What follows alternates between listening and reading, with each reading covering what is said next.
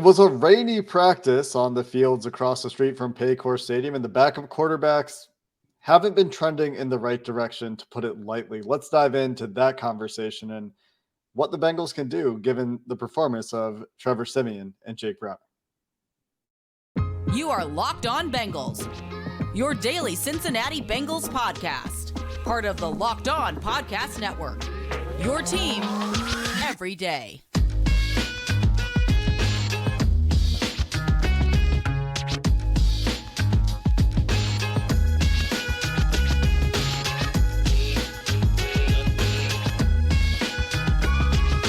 What up, Bengals fans, and welcome to another episode of the Locked On Bengals podcast. I'm your host, Jake Lisco. He's your host, James Rapine, coming to you from Paycor Stadium and the west coast of Canada here on Locked On Bengals, where we have you covered every day as the Bengals are going through their preseason routine. We're on the Locked On Podcast Network, and you can find us on YouTube or anywhere you get your podcasts. And when you subscribe on YouTube or anywhere you get your podcasts, that makes it really easy to become a first listener, making us your first listen every day and an everydayer. All of you who don't miss an episode and make us your first listen, we appreciate all of you very much. And that's why you always get a shout out at the top of the episode, unlike the Bengals backup quarterbacks who are where we're starting today. There's some other things we can talk about. Zach Taylor talked to the media on Monday before the Bengals practiced, and there were some interesting things there. There are other practice takeaways that we can get to, some highlight plays for the defense. But after Friday, when these backup quarterbacks did nothing to differentiate themselves from one another, both of them struggled. The plan was always, I guess, for Trevor Siemian to get the first half in the second preseason game. Maybe it was a rain. I'm sure that's at least part of it, but it's another day where defense is making highlights, and that's in no small part thanks to the way these quarterbacks are playing in practice. Yeah, whether it's DJ Reader and his pass breakup, Trey Hendrickson's interception, we could go down the list of big plays like that continue. And it's turnovers, it's ugly throws, it's off-target throws. At one point today, I forget which quarterback it was. I think it was Jake Browning, but they had to call a timeout. Like, play clock's running down, had to call a timeout and re-huddle before running the play. And that's what practice is for. And so you don't want to be overly critical, but it's been a string of bad days. And Jake, the quarterback play today and over the past couple of days is much worse than when you were here. It's trending in the wrong direction. And you would think that it would be the other way, that they would get more comfortable, more reps, more used to what Tee Higgins and Jamar Chase and Tyler Boyd could do, more used to the tendencies of the defense and be able to adjust and make plays. And it hasn't happened. And we saw that on Friday night against the Packers. That was no offensive masterpiece, right? And so that is the snippet of what we've seen in training camp. And so that's, to me, the past couple of days have been even worse than it was on Friday night. And they need to clean that up a bit. If either of these guys are going to make the team as the backup, which I still think is the most likely outcome, someone has to emerge. And maybe that's Friday night against Atlanta. Maybe that's on Wednesday when they resume practice. Feels like a big week for those guys. Somebody this week needs to separate themselves and show that they can be counted on as a backup quarterback, because if they don't, it's certainly more than fair, I think, to question at this point whether the Bengals have a viable backup quarterback on this team. Mm-hmm. Now, like you said, will the team feel this way? Hard to say.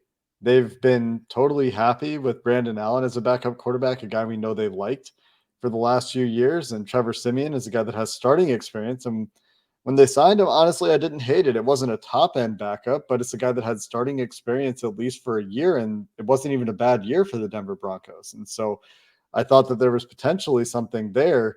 And while he clearly has more arm talent, the decision-making and the ball placement and even the choice of what ball path in terms of touch or trying to throw it in there on a rope has not been there consistently for Siemian. And it's something that would need to be better. So there's that aspect of it, in my opinion. And there's also the aspect of, is it getting to the point where it's detrimental for the rest of this offense, for the offensive line who has to work with quarterbacks that at times have been noted of holding the ball for too long, or for the receivers who, in a couple of cases, are visibly frustrated or vocally frustrated after throws that are late or off target. And you wonder if it's affecting other parts of practice. You hope not. You hope that they're still getting good work in, right? And we won't miss a beat for this offense. We won't see them miss a beat, I should say, when Joe Burrow's back and things get back to normal with the number ones. But you wonder if that's starting to build up a little bit too. For sure. I think there's certainly some frustration there. You want to go out there and compete and win. And a lot of times, like Jamar Chase had Cam Taylor-Britt beat today, and Jake Browning sailed it out of bounds. And it would have been a touchdown, and he just missed it. And it was out of bounds. And so Jamar didn't catch it, but even if he did, he would have been out of bounds. Like, it was one of those throws. And that's, unfortunately, those are the throws we remember. And there are other ones where Browning made some nice decisions, nice throws. One was Chris Evans play in the rain, which I tweeted out, and it's right in Evans's breadbasket. It's a perfect throw. And then another one to Trent Taylor. So there are times when you see it and you're like, okay, well, that's a good throw. And they make the plays and it's like, oh, well, that guy could be a good backup. But it's so inconsistent.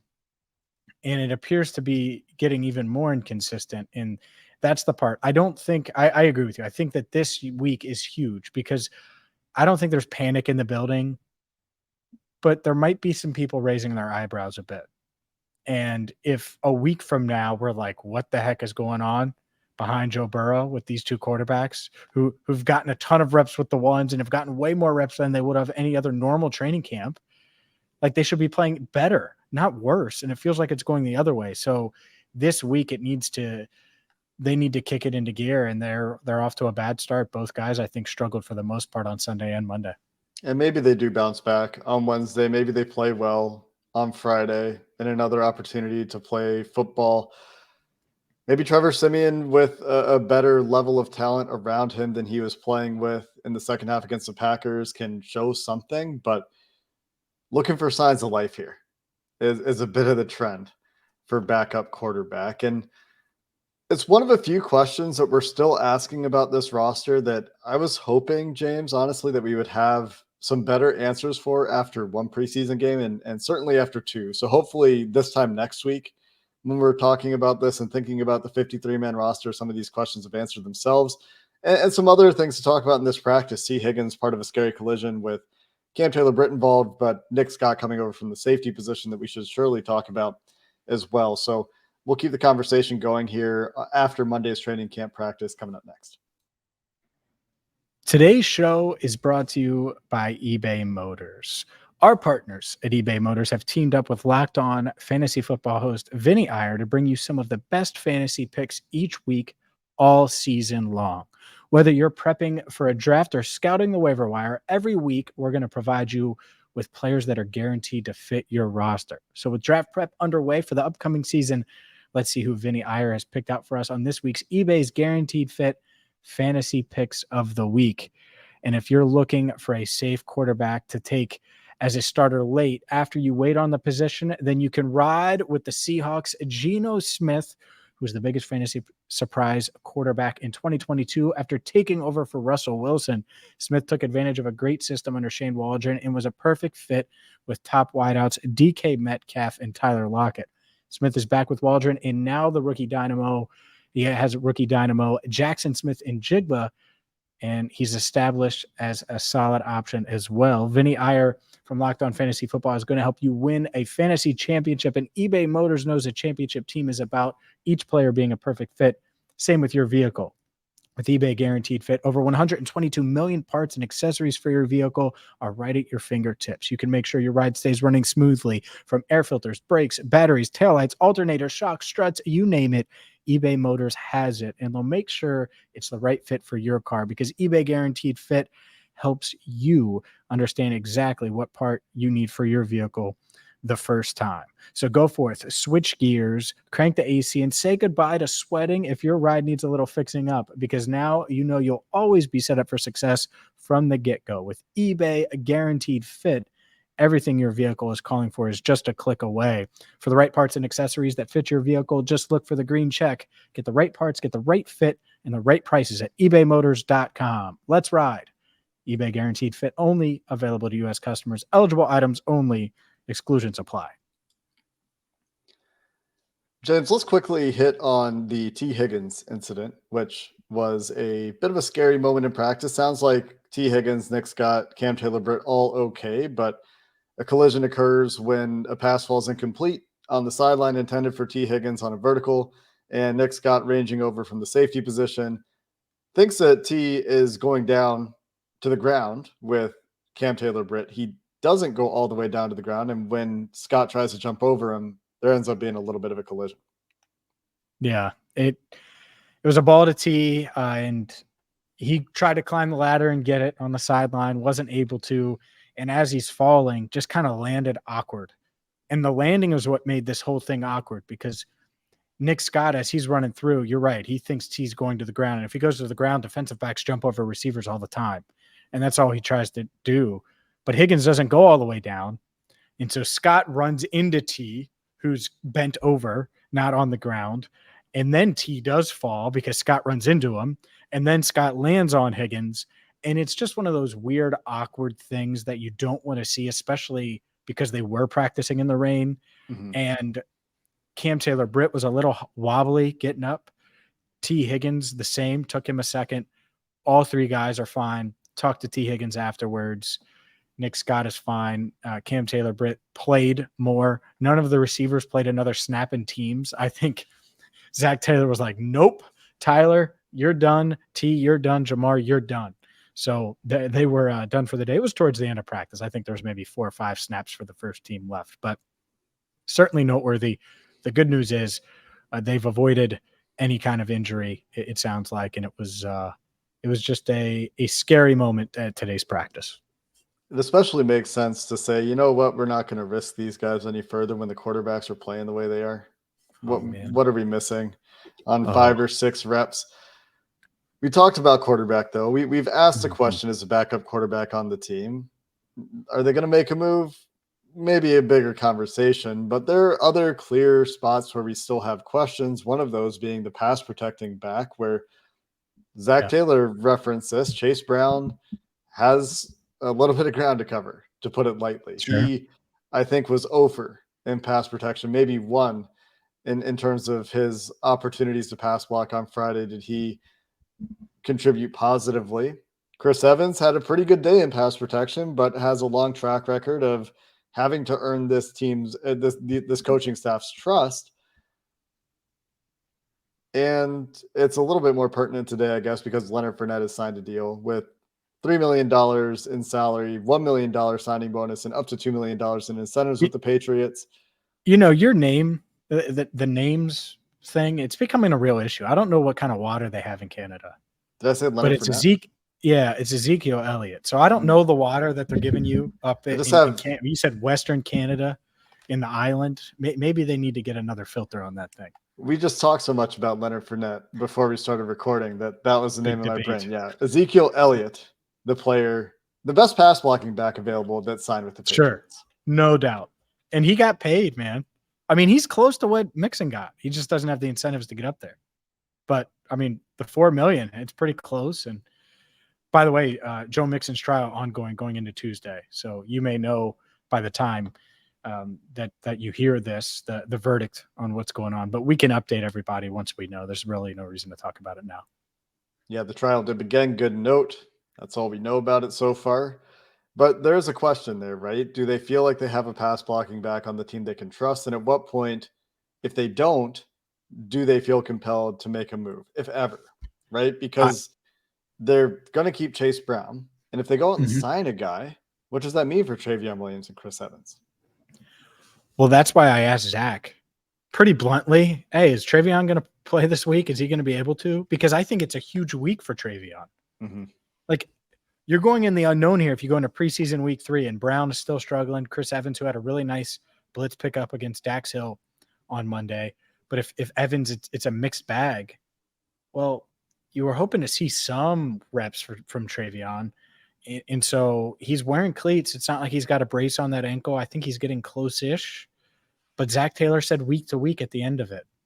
So it doesn't sound like it's this week. And so if those two guys, Evans and Brown, even stand pat or take a slight step forward, are you comfortable with that? I just wonder. The backfield just feels much, much different. And here's the weird thing is I see the talent. Like, obviously we know Joe Mixon's talented. Chris Evans is talented. Chase Brown and Trevion Williams are talented. But if they don't have a pass blocking back, that's like the weakest position, one of the weakest positions on the team. Like, by far, like one of the worst running back rooms. And I see the talent of those guys. Like, I'm not even trying to be personal, but in this offense, what they need a pass blocking back. It's a big part of the running back position in town. It's not like they're running the ball 55 times. All those guys are capable of doing that to some degree, but they need someone that can pass protect at a high level. And so hopefully they find it. Yeah. And catch Chris passes, Evans, like that's the other part. If Chris Evans has another 2 games in the preseason where he's a plus pass blocker, maybe there's a corner turn there. Sure. Big if, right? We'll get more answers there. He hasn't been perfect in camp, but I feel like there have been a number of days where we've talked about, Chris Evans had a nice blitz pickup today. And that hasn't been entirely foreign, but doing it against other teams, doing it against multiple schemes is something that you need to see from Evans, not going against the Lou Anarumo defense every day, where maybe you start to pick up on tendencies and things like that. So something that we'll need to watch for and would have a big impact on some of these guys trying to make the team in the running back room. And we don't have an answer there. I think another thing we talked about is questions in the backup offensive line unit, where I was a bit surprised, to be honest, James, to hear the praise for Cody Ford from Zach Taylor in Monday's press conference when he was asked about players that stood out on film that maybe didn't show up in the stat sheet. Cody Ford was the only guy that got called out by name. And there were some mention for some other players, the interior defensive line, for example, as a unit was referenced. And then Zach cut off his answer saying that there were other guys and he didn't want to name them all, didn't want to go through the whole list. But Cody Ford, who has been working with the ones when Alex Kappa has not been going, got a clear shout out from Zach Taylor. And while the backup center question, I think, is still a question, as Max Sharping has had issues with snap placement at times and is working at center. Trey Hill is rotating between center and guard. Both of those guys, a bit of a mixed bag.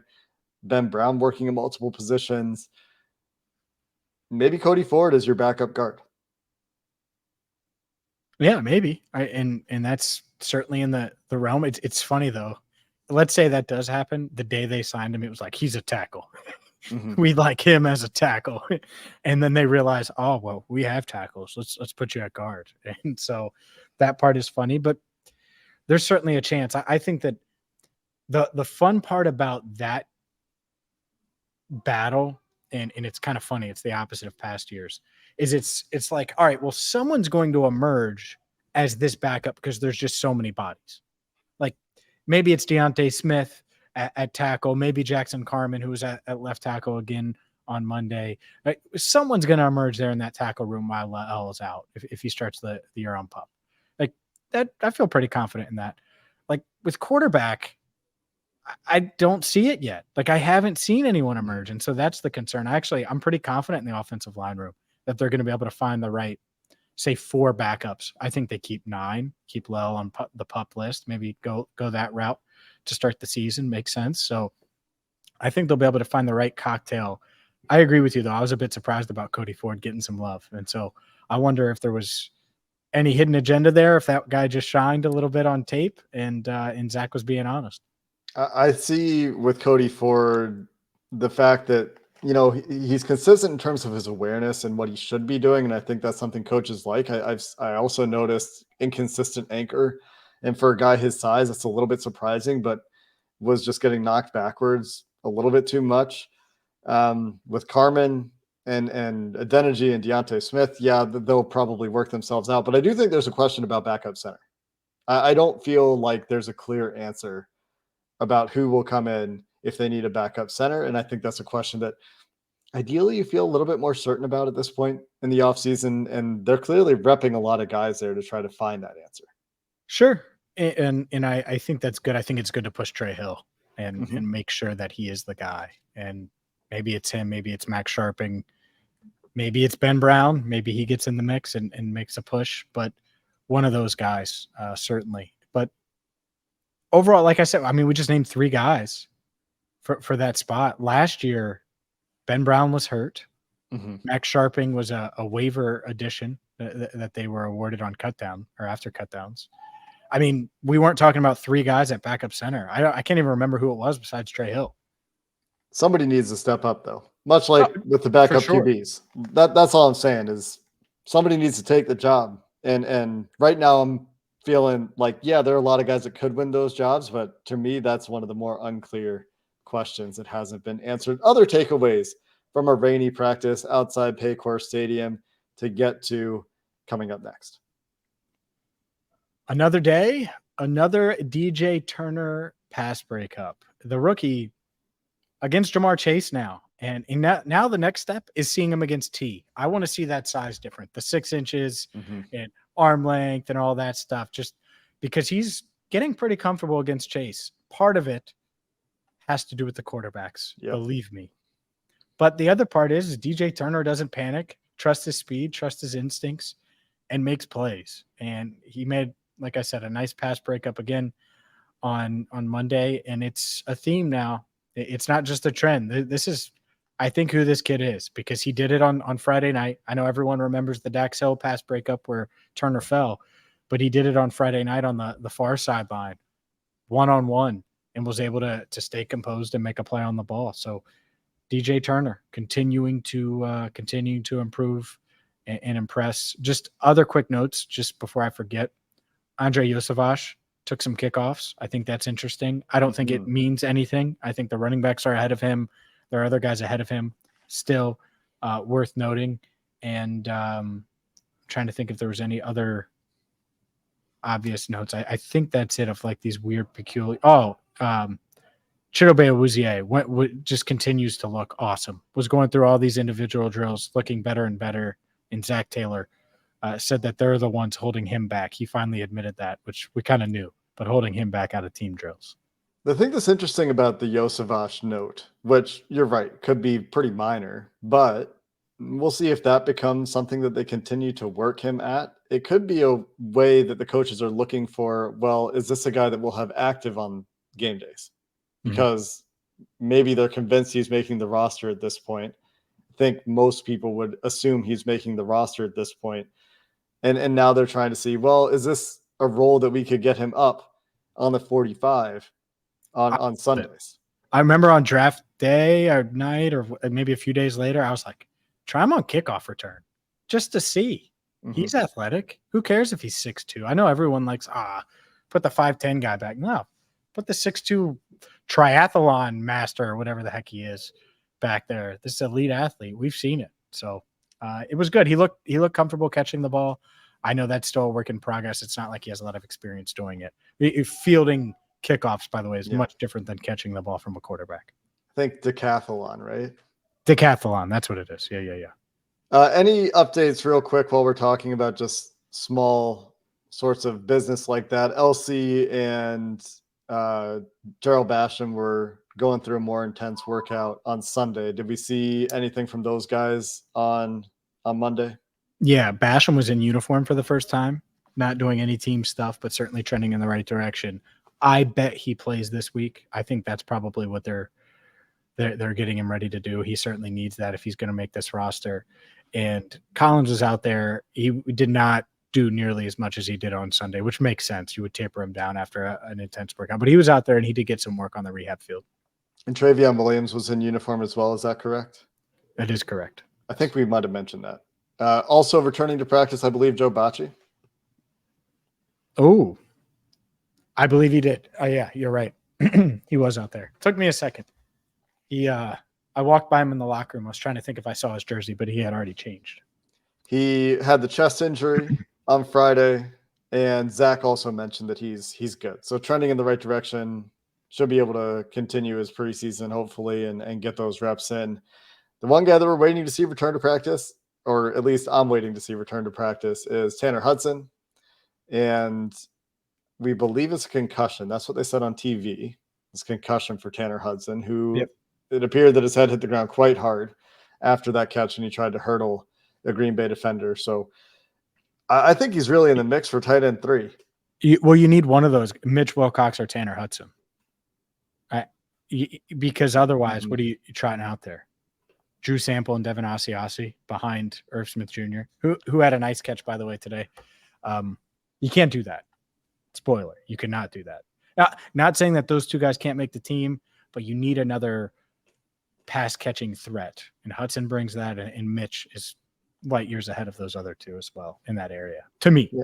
I wonder how Wilcox is doing with his rehab. Not a name that we've talked about a ton just because he's on the PUP list, but he's getting there. He's working out. He's doing a lot. I think that they just want to make sure when he's back, he's fully back. So we'll see. And they've got the various roster hurdles to clear there. Closing thoughts on this practice. I think you mentioned the Trey Hendrickson interception earlier, one-handed interception. This is 2 days in a row the Bengals have thrown an interception on a screen. I know. Let's stop doing that. Quarterbacks, please. It would be great if we could complete a screen pass or just turf it, because they almost threw an interception, Jake Browning, on a screen pass in the game on Friday too. Threw right to a defensive end who was, you just got to turf those balls. And this is a team that had its issues with the screen game in the last couple of years, and it's a bit of a theme. Yeah, I agree. It's been a little bit of a theme, and over the past few weeks too, just another Trey Hendrickson. Remember how we talked about Trey Hendrickson grabbing Jordan Love's jersey? Yeah. He did the same thing to Jake Browning. I saw. And Jake did not like it. I like that he stood up for himself a little bit. I need more of that. Don't be scared of blackout Trey now. I'm the quarterback. If I was there in a red jersey, you better believe, or an orange jersey here, you better believe if 91 grabs I'm losing it. So he was way more composed than I even think he should have been. I'm still shocked no one in Green Bay did anything for Jordan Love. That's insane. But with Jake Browning, just keep your hands off the merchandise, because it wasn't just that. Joseph Osai knocked the ball out of his hands. Like, it was like, dang. Oh. Feisty defensive which is great.